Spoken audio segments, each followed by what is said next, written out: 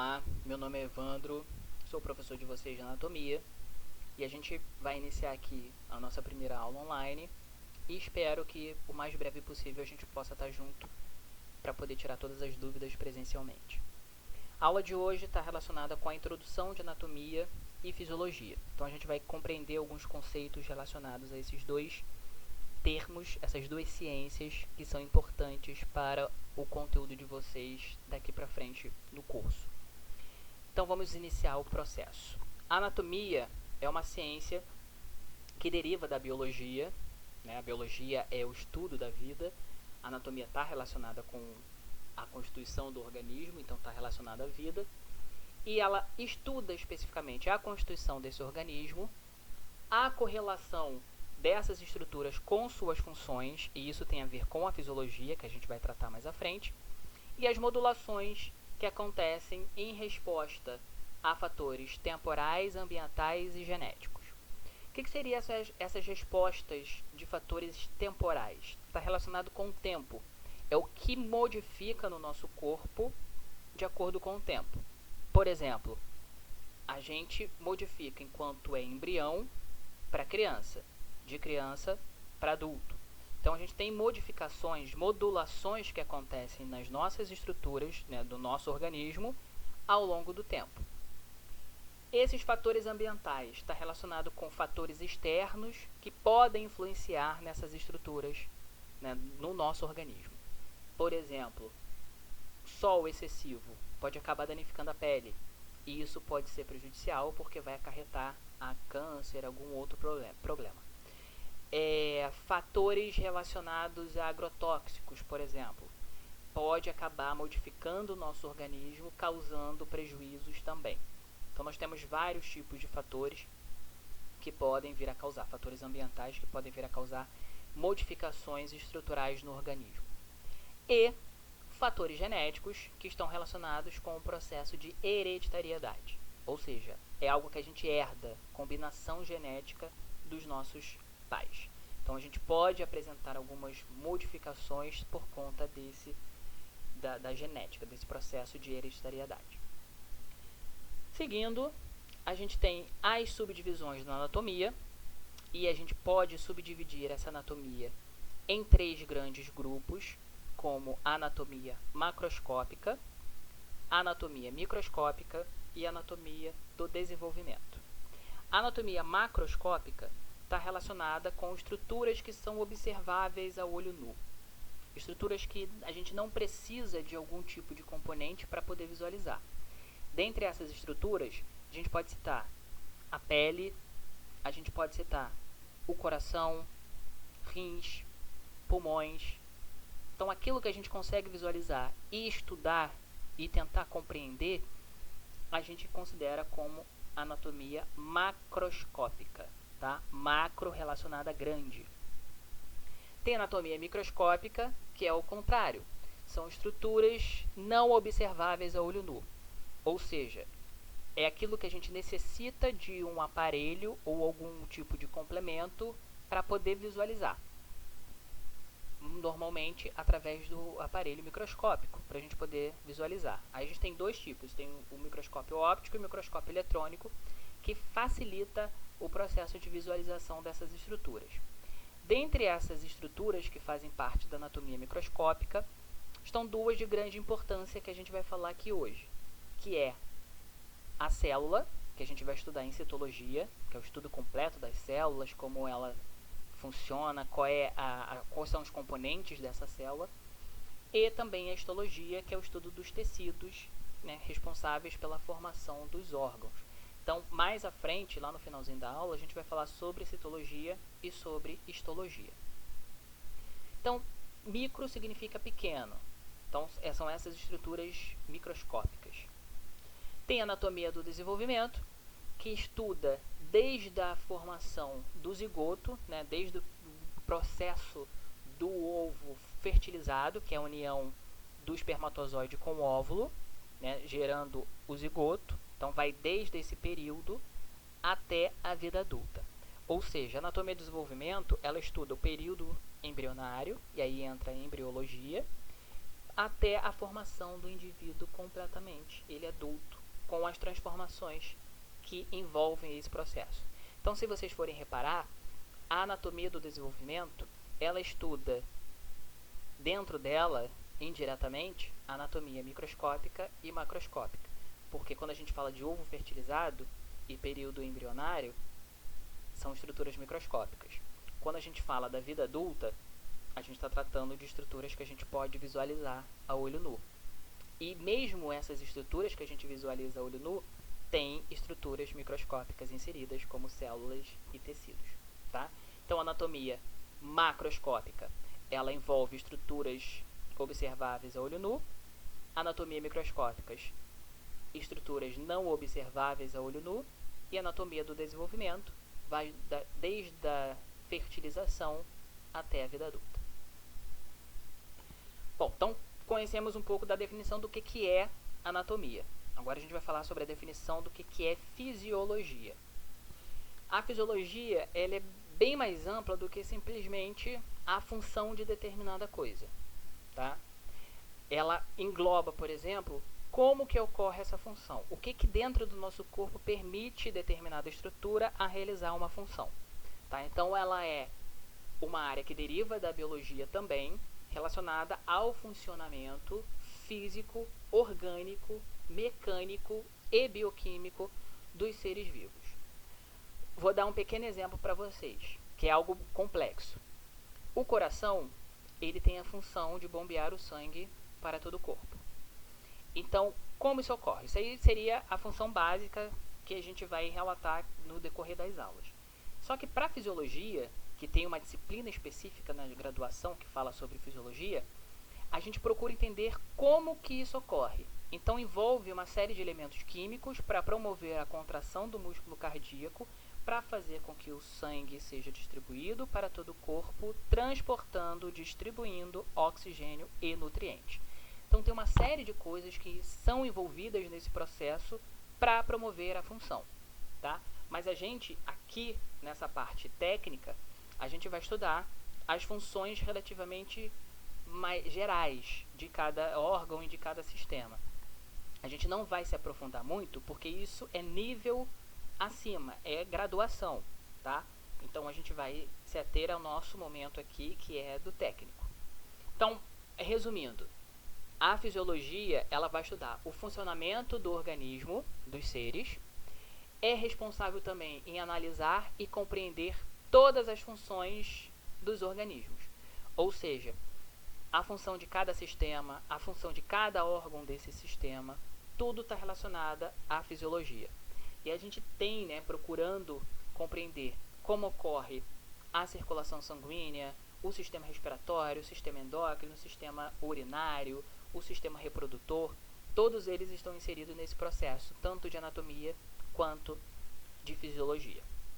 Só que para isso funcionar tudo direitinho e correto e mantendo o nosso organismo funcionando direito, a gente tem um termo para fazer isso que resume todo esse processo, que é chamado de homeostasia. Tá? A grosso modo, qual seria a definição de homeostasia? É o equilíbrio interno do corpo. Ou seja, é uma maneira que o nosso próprio organismo tem de regular para impedir que ocorram distúrbios no nosso corpo, para que ele não se desregule, não se desestabilize. Então, dentro do nosso corpo tem vários momentos que ocorre esse processo de regulação, tá? Seja com liberação de hormônios, seja com inibição de hormônios. Eu vou citar um exemplo para vocês. Controle de água dentro do nosso corpo, isso está relacionado à homeostasia. Vou citar um exemplo. Em relação à temperatura. Nós temos um centro termorregulador que é controlado pelo hipotálamo, que fica na região do encéfalo, no crânio, na cabeça. E aí, esse centro termorregulador, ele é responsável por regular a temperatura corporal. Então, nossa temperatura normal, ela está em 36,5. Quando ocorre alguma coisa que desregule essa temperatura, o hipotálamo entra em alerta ali para poder reajustar isso. Exemplo, quando está muito calor, a gente está em Campo Grande, faz calor pra caramba, a gente vai para o centro de Campo Grande, tudo muvucado, em dias normais. e muito sol, 40 graus, Bangu, Campo Grande, Santa Cruz, enfim, muito calor, a gente costuma transpirar. O porquê que a gente transpira? É um sinal, né, que o hipotálamo reconheceu que a nossa temperatura está subindo. Então de 36,5 está indo para 37, 37,5, 37,2 por aí. O que o hipotálamo pensa? Olha, está subindo essa temperatura, a gente precisa controlar. Manda essa informação para as glândulas sudoríparas. As glândulas sudoríparas produzem o suor. Esse suor sai para resfriar a pele. E com isso, tender a abaixar a temperatura. A gente reclama que fica pegajoso, mas é uma forma da gente conseguir baixar um pouco essa temperatura. Beleza. Então, isso é para calor. Quando está frio, o que acontece com o nosso corpo? Vou dar uma pausa para vocês tentarem imaginar até eu responder. Então, o que acontece quando está muito frio? O que acontece com o nosso corpo? Qual é a reação? O que o hipotálamo pode fazer para regular a nossa temperatura, já que ela está baixando por estar muito frio? Bom, o hipotálamo manda informação para o músculo contrai, treme. Para quê? Porque o músculo contraindo, né, promovendo movimentação, ele libera calor. E esse calor que é liberado tende a subir a temperatura. Tá? O ideal é a gente ficar se mexendo quando está frio. Só que a gente quer ficar reclamando, né, tremendo o queixo, reclamando que está frio, mas não faz, não procura andar, se movimentar para liberar calor. Né? Então o que acontece? O hipotálamo percebe que a gente não está fazendo nada, manda informação, a gente treme involuntariamente.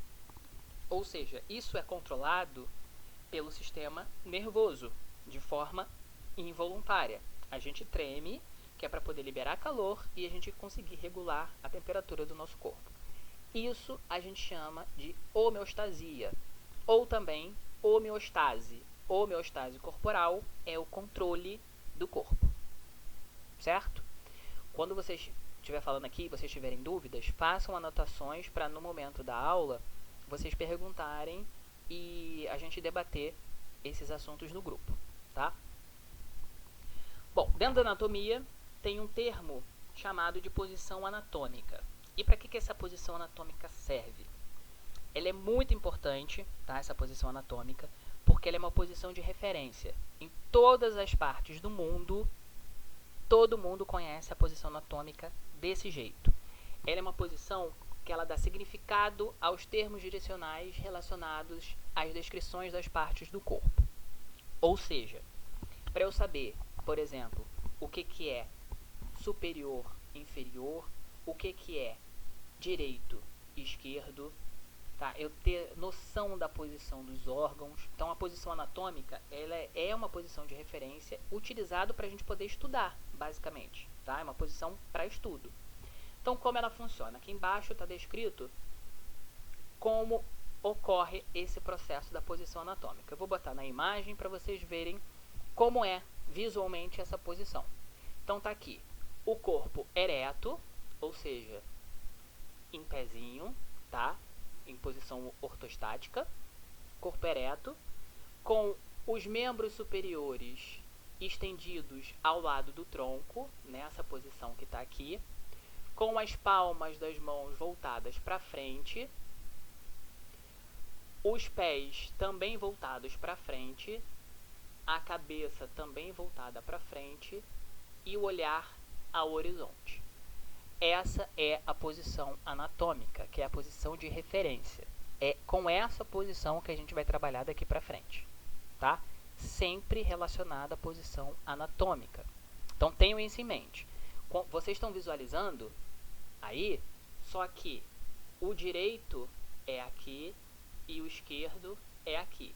Quando a gente está visualizando do jeito que a gente está olhando para a tela do celular ou para a tela do computador, a gente imagina que aqui, por eu estar de frente, aqui é o direito, porque na minha posição eu estou de frente para ele, parece que aqui também é o direito. Só que ele está de frente para mim, então eu tenho que me colocar na posição anatômica também. Então aqui é o lado direito e aqui é o lado esquerdo, ok?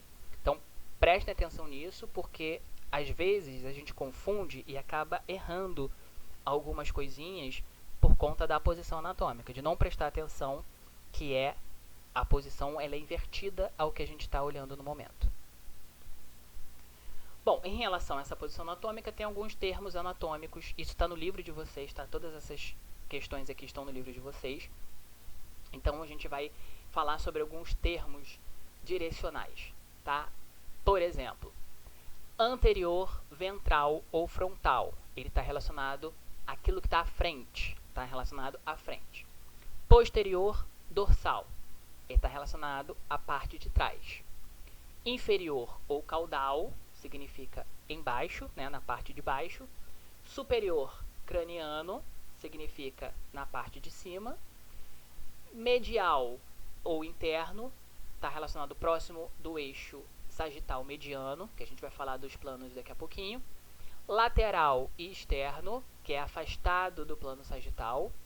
Intermediário, que está entre as duas estruturas que a gente esteja comparando no momento. Proximal, é próximo à raiz do membro, e distal, afastado da raiz do membro. Ou seja, se eu estou comparando estruturas, aquilo que está mais próximo à raiz é chamado de proximal, aquilo que está mais distante é chamado de distal.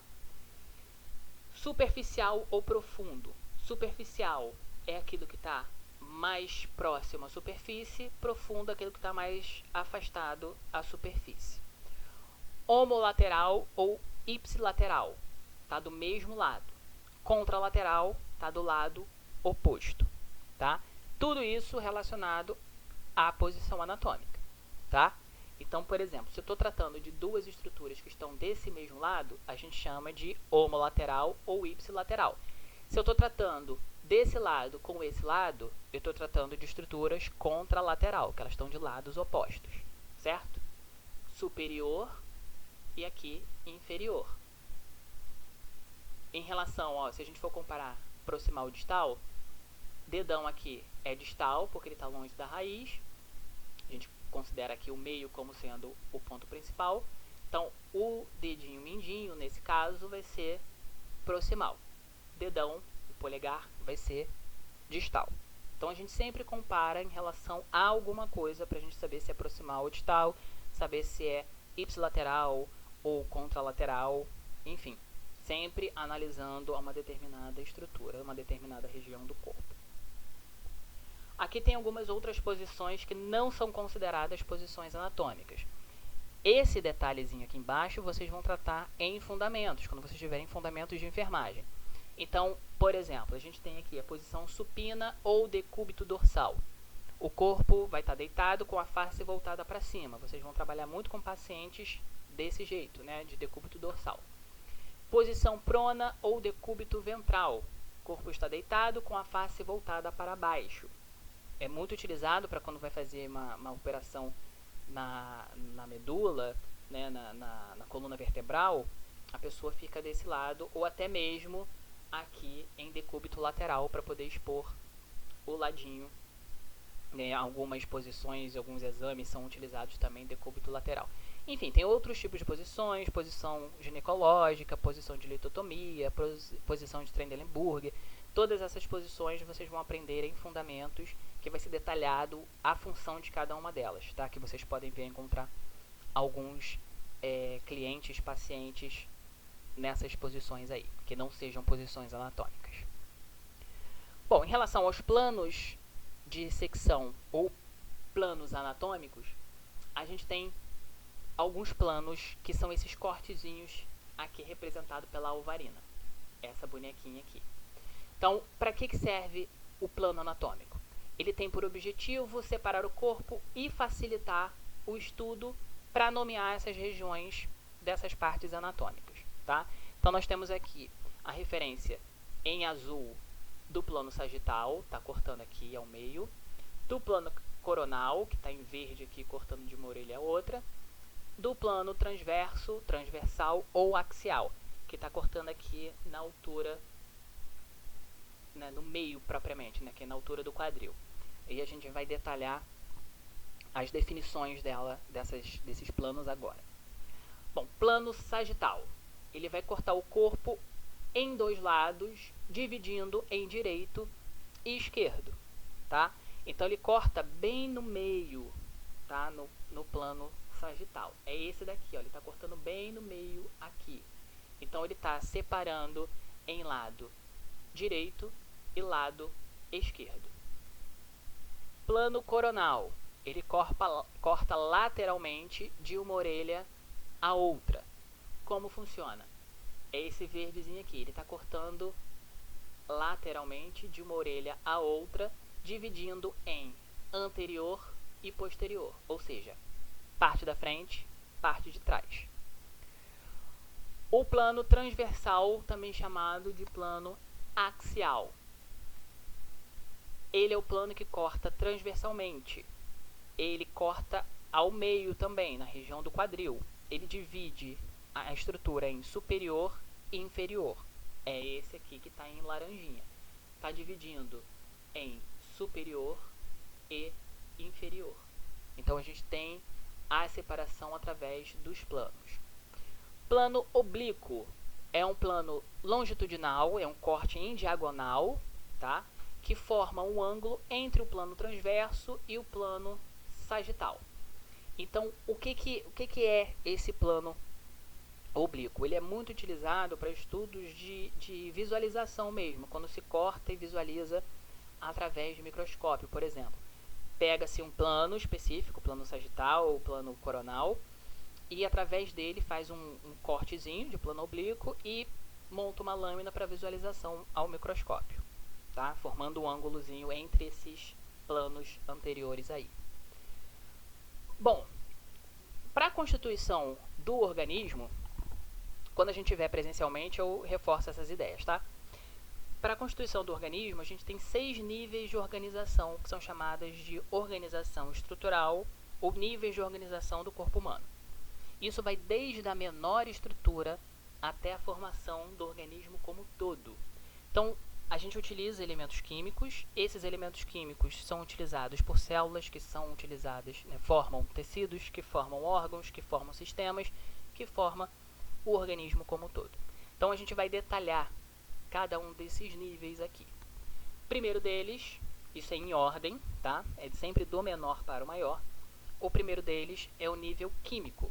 São elementos químicos utilizados pelo nosso corpo, pelas nossas células, para manter o nosso organismo funcionando. Então, esses elementos químicos, né, que são as menores unidades que existem de matéria, eles vão fornecer funções para as células. Ou seja, as nossas células, só um exemplo básico, tá? As nossas células, elas dependem de oxigênio. Então, oxigênio é um elemento químico. Então, esse elemento químico é importante para manter a célula funcionando. Segundo nível, nível celular. É a utilização dessas moléculas, né, desses átomos, desses elementos químicos, que vão compor a célula propriamente. E a célula é considerada a menor unidade morfofuncional básica de um ser vivo, que a gente vai detalhar mais à frente, tá? Nível tecidual, que é o terceiro nível. Os tecidos, eles são formados por união de células semelhantes.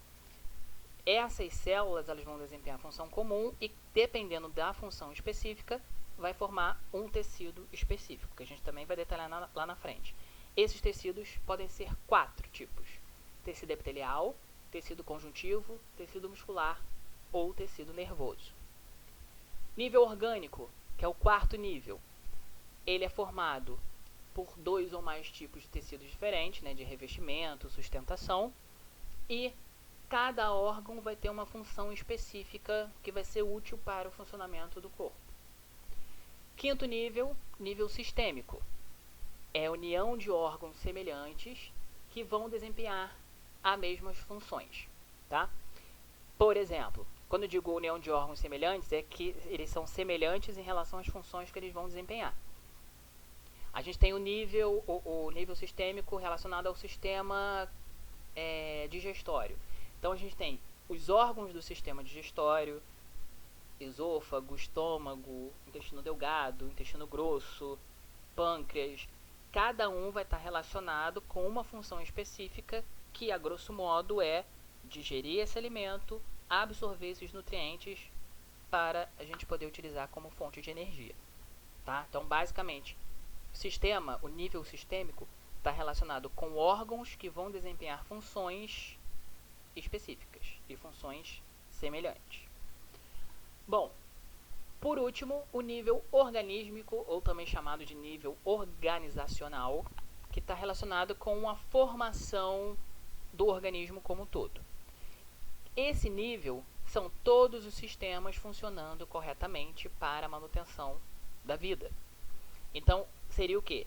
Os órgãos funcionando, as células funcionando, os tecidos funcionando, a utilização dos elementos químicos. É uma cadeia, é um dependendo do outro para manter esse último nível aqui funcionando adequadamente. Isso aqui embaixo, que está de vermelho, isso não existe, tá? Isso eu inventei, que é para lembrar a ordem, saber quem é primeiro, quem é segundo, para lembrar essa sequência aí. Esse qui cetoso é só a sequência correta. Por exemplo, qui, que é o químico, C e E, celular, T de tecidual, O de orgânico, S de sistêmico, O de novo, organísmico. Então esse qui cetoso não existe, ninguém vai saber. Se vocês falarem por fora o que é qui cetoso, ninguém vai saber. É só uma sequência para poder lembrar esses níveis de forma correta, desde o primeiro até o último, ok? Então a sequência é nível químico, nível celular, nível tecidual, nível orgânico, nível sistêmico e nível organísmico. E aqui estão todos os sistemas, basicamente todos os sistemas que a gente vai falar durante essas aulas, mostrando como eles são propriamente, e no decorrer das aulas a gente vai falar sobre as funções, o que cada um desempenha. A gente vai começar falando separadamente dos sistemas aqui, esquelético, depois muscular, tegumentar, enfim, aqui tem alguns deles que estão relacionados. Excretor urinário, por exemplo, a gente vai falar junto, né, porque são estruturas relacionadas. Endócrino, nervoso, digestório, respiratório, o cardiovascular. Aqui tem o esquelético muscular, como já tinha falado, e aqui também imunológico e linfático, que estão associados de uma certa forma, que é a produção de defesa do nosso corpo. Bom, seguindo, no livro de vocês também tem todas essas informações, tá? Que eu estou falando aqui, e eu vou mandar o PDF também para vocês terem esse PDF para quem ainda não tem um livro. Como eu não conheço vocês, eu não sei se todo mundo já tem livro, eu vou encaminhar esse PDF para vocês. Aqui nosso corpo tem duas cavidades importantes, tá? Bem importantes pra gente poder compreender esse processo. São elas a cavidade dorsal e a cavidade ventral. A cavidade dorsal, ela está relacionada com a localização próxima à superfície. E a gente divide essa cavidade dorsal em dois tipos. Cavidade craniana, onde está protegendo o encéfalo, então é o crânio propriamente que protege o encéfalo. E temos o canal vertebral, que é composto pela coluna vertebral, que vai estar protegendo a medula espinhal, tá? Então são duas cavidades inseridas aí na cavidade dorsal, que é a caixa craniana e o canal vertebral ou coluna vertebral, ok? A cavidade ventral, ela também vai ser dividida em duas, tá? Ela está relacionada com algo mais interno, né, que vai proteger estruturas importantes. Então a gente tem a cavidade torácica, que vai proteger o pulmão, o coração e mediastino. Mediastino são os órgãos localizados nesse espaço da cavidade torácica, né, da caixa torácica. E a cavidade abdominopélvica. Essa cavidade abdominopélvica, a gente vai precisar detalhar um pouquinho mais ela. Ela tem ali alguns órgãos também importantes de proteção. Estômago, fígado, baço, vesícula biliar, intestino delgado, intestino grosso, alguns órgãos relacionados à região pélvica, como bexiga, órgãos genitais. Então, todos esses órgãos, eles fazem parte dessa cavidade. Aqui eu botei uma imagem para vocês, para a gente poder visualizar onde fica cada cavidade dessa. Aqui nós temos a cavidade craniana, né, a caixa craniana, Aqui dentro vai estar o encéfalo, nessa estrutura aqui vai estar o encéfalo, e aqui os ossinhos do crânio, que a gente vai detalhar nas outras aulas, para conhecer o nomezinho de cada um deles, que vai estar protegendo esse encéfalo. Aqui a coluna vertebral, e dentro da coluna vertebral passa a medula espinhal, que faz parte do sistema nervoso central. Então aqui, ó, tanto aqui quanto aqui, a gente está protegendo o sistema nervoso central, através da caixa craniana e através da coluna vertebral. Aqui está a caixa torácica, que está protegendo os pulmões, o coração, que não está aparecendo aqui, mas ele vai estar aqui dentro, nessa região chamada de mediastino. E aqui nós temos a cavidade abdominopélvica, com essas regiões aqui. São 9 regiões da cavidade abdominopélvica. E eu preciso que vocês saibam essas regiões aqui. Então a gente tem, estão vendo um joguinho da velha aqui, dividindo nessas 9 regiões. Desse lado aqui, a gente chama de região hipocondríaca direita. Lembrando que nós estamos tratando da posição anatômica. Então, ela está virada para a gente. Então, região hipocondríaca direita, região epigástrica, epi aqui em cima. Região hipocondríaca esquerda. Então, o que tiver de um lado vai ser o mesmo nome do outro, só vai trocar a posição entre direita e esquerda. Região lateral direita, região umbilical, que é onde está relacionado ao umbigo, e região lateral esquerda. Aqui embaixo, já próxima à região púbica, né, região pélvica, nós temos a região inguinal direita, região púbica ou hipogástrica, região hipogástrica, e região inguinal esquerda. São as 9 regiões da cavidade abdominopélvica. Também, quando a gente estiver presencialmente, a gente faz uma revisãozinha para detalhar essas partes aqui, tá? Para que servem essas regiões? Para a gente poder localizar algumas estruturas, alguns órgãos, tá? Para poder verificar se é, por exemplo, no quadrante superior direito, se é no quadrante superior esquerdo, inferior direito, inferior esquerdo, enfim, para a gente poder ter uma noção exata de onde ficam determinadas estruturas. Bom, para encerrar essa primeira parte, porque a gente tem a citologia e histologia, tem alguns conceitos específicos aqui. Primeiro, normalidade. Aquilo que a gente chama de normal, aquilo que aparece em grande parte da população. Então, não tem, por exemplo, que um é normal e o outro é anormal propriamente.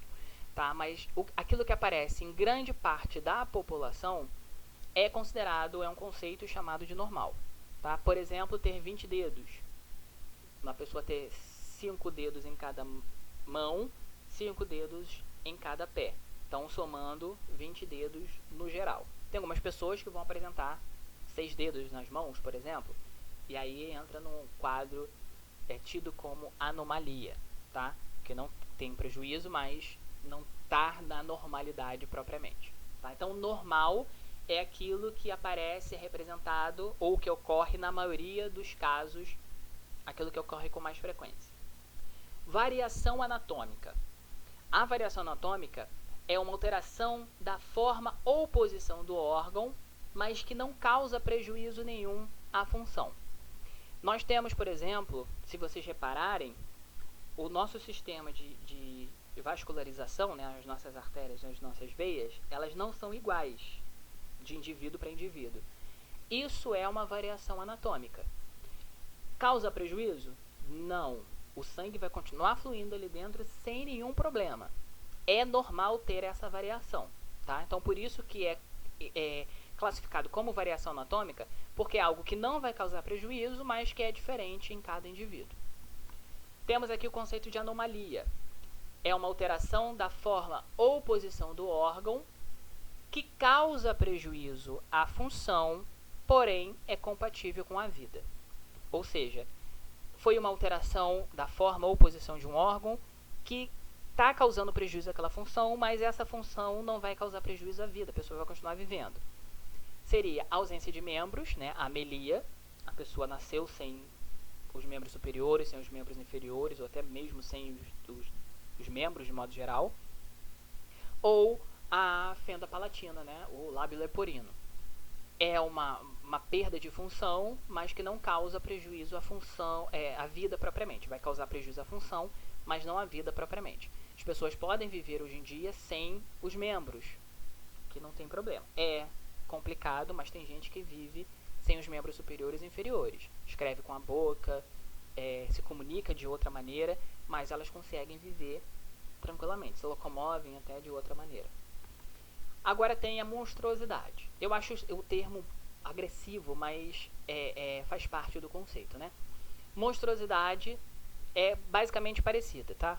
É uma alteração da forma ou posição do órgão que causa prejuízo à função, porém, nesse caso, não é possível ter vida. É incompatível com a vida.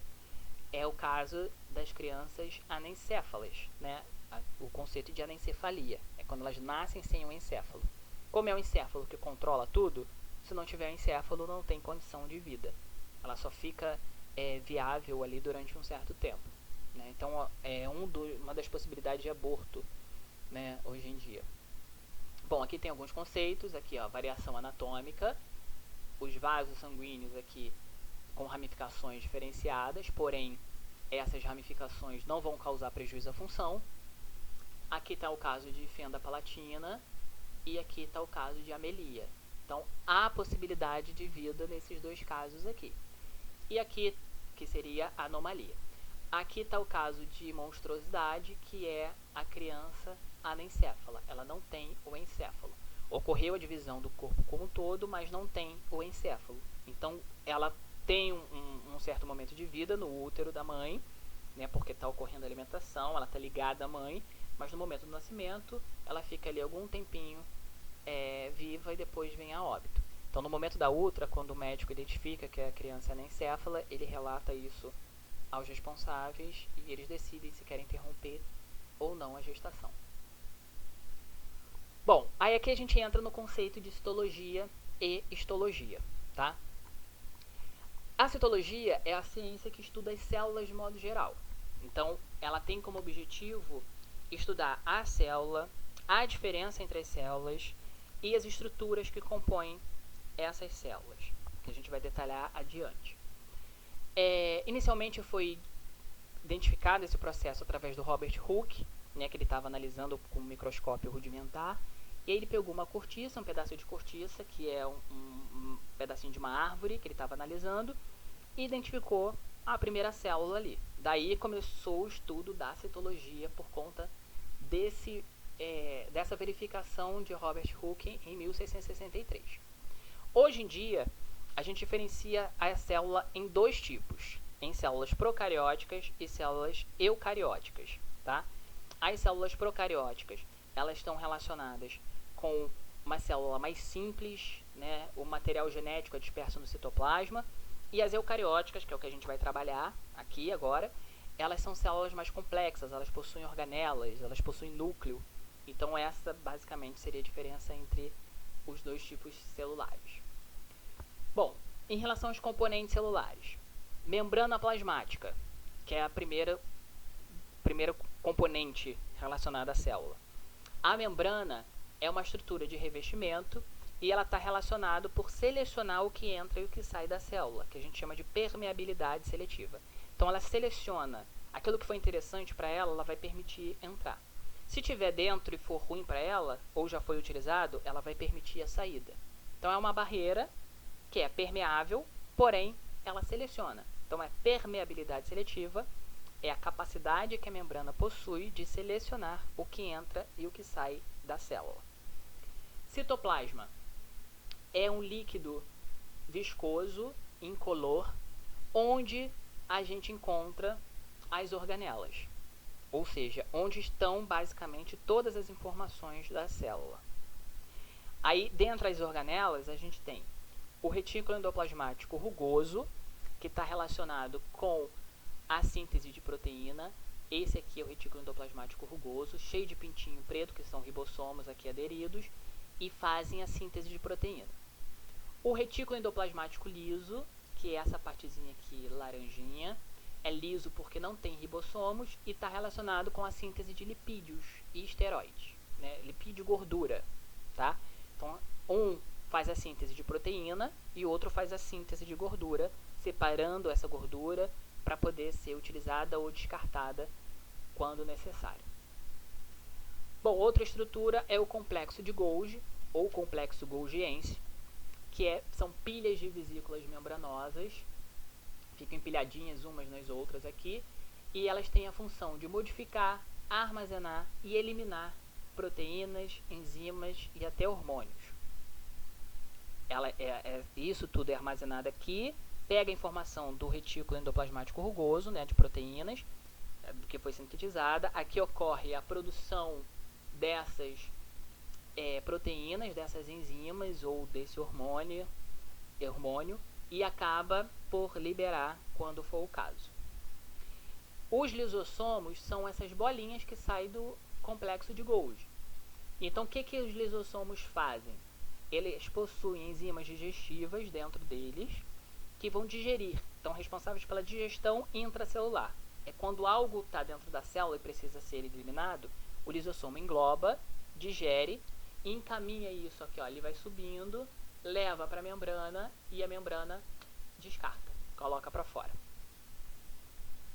Bom, peroxissomos é basicamente a mesma coisa que o lisossomo, tá? Também vão ter enzimas ali dentro, só que essas enzimas, elas transformam o peróxido de hidrogênio, que é a água oxigenada, quebra essa água oxigenada, porque é tóxica pra gente, e transforma essa água oxigenada em água e oxigênio, tá?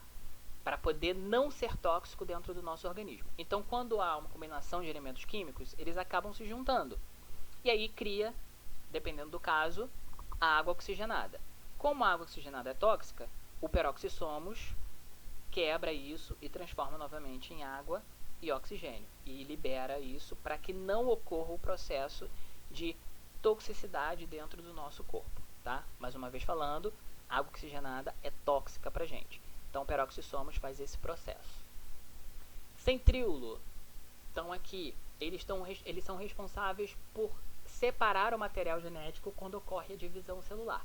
Quando a célula vai se dividir, né, em duas, quem faz o processo de separação do fuso mitótico, né, da separação do material genético, por exemplo, em dois, são os centríolos. E também são responsáveis por formar flagelos e cílios, quando interessante para a gente. Mitocôndria. A mitocôndria, ela é uma organela bem importante, que ela está relacionada com a respiração celular e possui DNA próprio. É a única organela que tem o seu próprio DNAzinho. Aí eu coloquei uma observação aqui. É transmitida através da mãe. Até um tempo atrás, eu deixei aqui para falar sobre isso, tá? Porque essa informação ela já é antiga. Até um tempo atrás, a informação que a gente tinha era que a mitocôndria só era transmitida pela mãe. Só que um tempinho atrás, foi descoberto que algumas mitocôndrias têm DNA dos pais também. Então essa informação aqui, ela já foi desmistificada, né? Já não tem mais essa condição da mãe somente transmitir o DNA, as informações para a mitocôndria. Bom, a última estrutura é o núcleo. O núcleo é a parte relativamente mais importante da célula eucariótica, tá? Porque a procariótica não vai ter núcleo, tem material genético, mas não tem núcleo. E é a parte mais importante porque é uma estrutura esférica, composta por uma dupla membrana que envolve e protege o material genético. Então, isso que diferencia das células procarióticas, porque tem uma proteção maior para esse material genético. E o material genético é o DNA, que é o ácido desoxirribonucleico, que é responsável pela hereditariedade, né, todas as informações que a gente vai ter durante a vida toda, a estatura, cor de olhos, cabelo, tom de pele, tudo isso está relacionado com a hereditariedade. E o RNA, que é o ácido ribonucleico, ele está responsável por comandar a síntese de proteína. Se a gente reparar aqui na imagem, aqui está o núcleo. propriamente. Isso tudo aqui é o núcleo. Tem uma ligação aqui, diretamente no retículo endoplasmático, porque a informação vem do RNA, que vai comandar a síntese de proteína, e aqui ocorre a síntese de proteína, no retículo endoplasmático rugoso. Ocorre a síntese de proteína. Então, essas são as estruturas celulares que fazem e compõem a citologia. Qualquer dúvida, anotações, e a gente tira na aula do WhatsApp e até mesmo nas aulas presenciais quando a gente retornar. Aqui está um esquema geral da célula eucariótica, como seria a organização dela, tá? O núcleo aqui, retículo endoplasmático rugoso, o retículo endoplasmático liso, complexo de Golgi, aqui tem mitocôndrias, centríolos, lisossomos, aqui alguns vacúolos, né, de acúmulo de água e liberação também, fazem algumas digestões também, enfim, as estruturas relacionadas aqui. Bom, para a gente encerrar, tem a histologia. A histologia também é um ramo da biologia que vai estudar os tecidos especificamente, né, os tipos de tecidos. E a gente tem 4 tipos de tecidos no nosso corpo. O tecido epitelial, tecido conjuntivo, tecido muscular e tecido nervoso. O tecido epitelial, ele é um tecido de revestimento, né? Ele está relacionado com revestir e proteger o corpo, tá? É a função desse tecido epitelial. Então, a gente tem, por exemplo, o revestimento de cavidades internas e externas, mucosas, podem formar glândulas, o tecido epitelial. Então, tem algumas funções específicas dele. Por exemplo, contração de ações mecânicas, absorção de substâncias, que acontece no epitélio intestinal, excreção de substâncias, que são as glândulas para liberar os hormônios.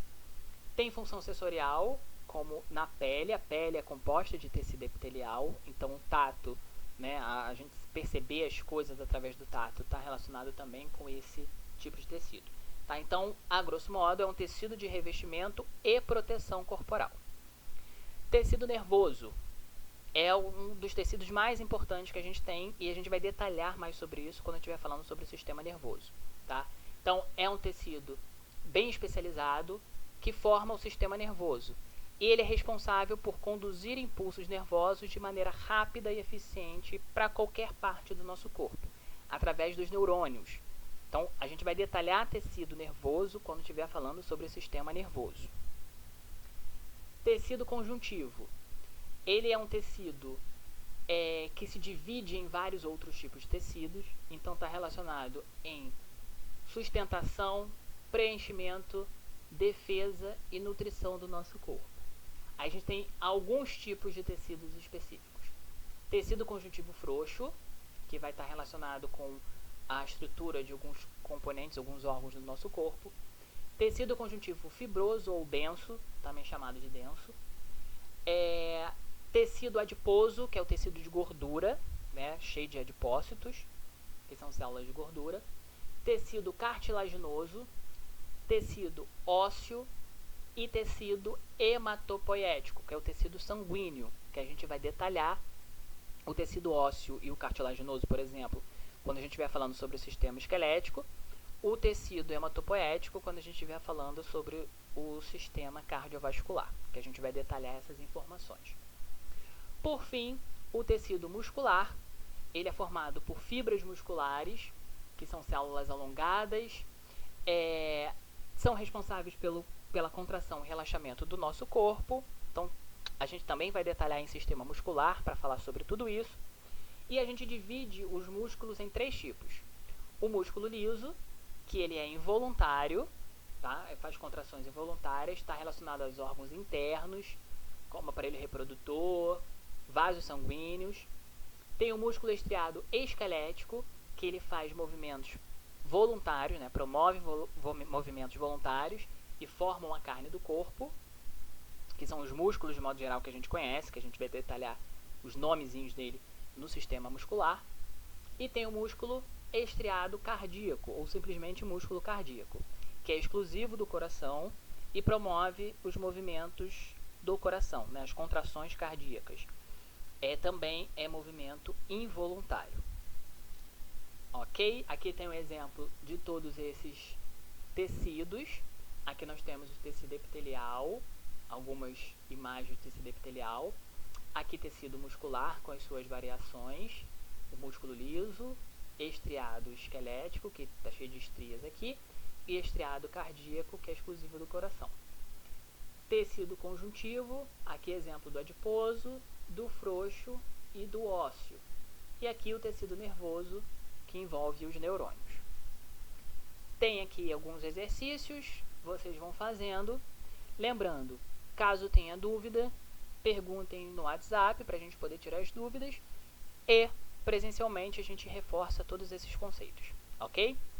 Obrigado e até a próxima.